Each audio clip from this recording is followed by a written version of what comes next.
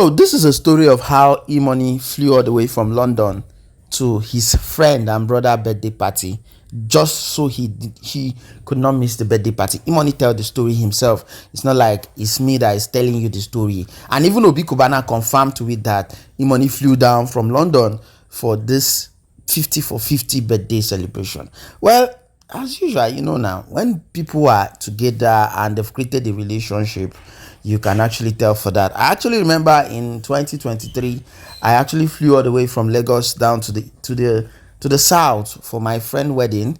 I was on the way for more than 3 hours, for almost a whole day, but I made sure I made it up for his wedding. Anyway, take a look at this one. Don't forget to subscribe, drop a comment. We're outside, you know what I mean? Yeah. We're gonna turn up tonight. Everyone. It'll be 50 for 50. Everyone. You know what I mean?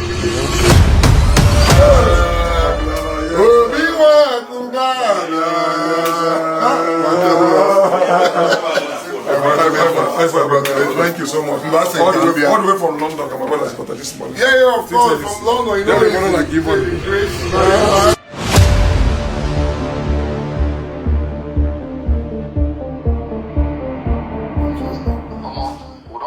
Techno and Timaya Two-Face, 100%.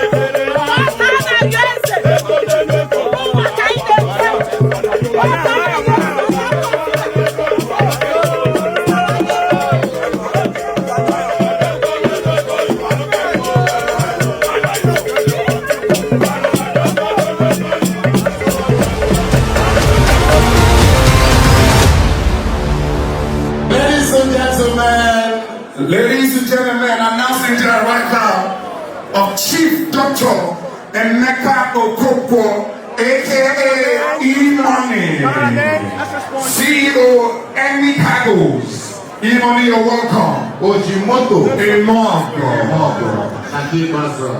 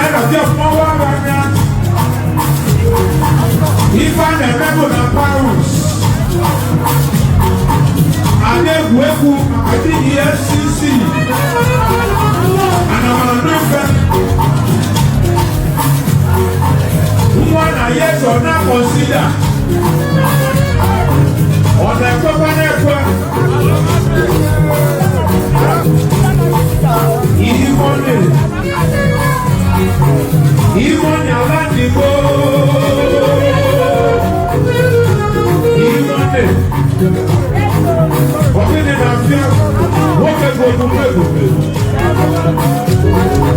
Wọ́n fẹ́ gbogbo gbẹ̀gbẹ̀. Ìfọ̀ ni wọ́n dé.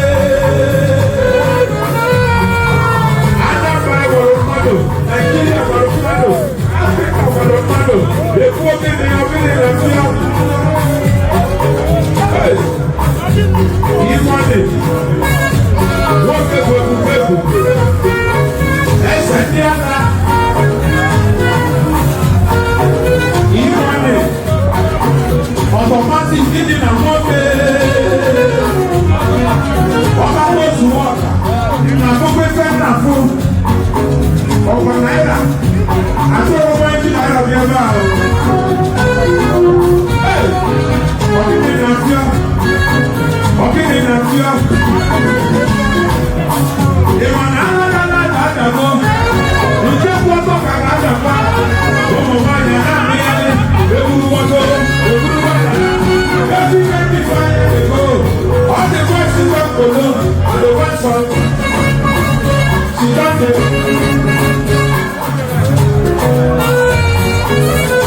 But I'm not now, baby. I will tell my mama, I will tell my papa, I will tell her, say you are my wife.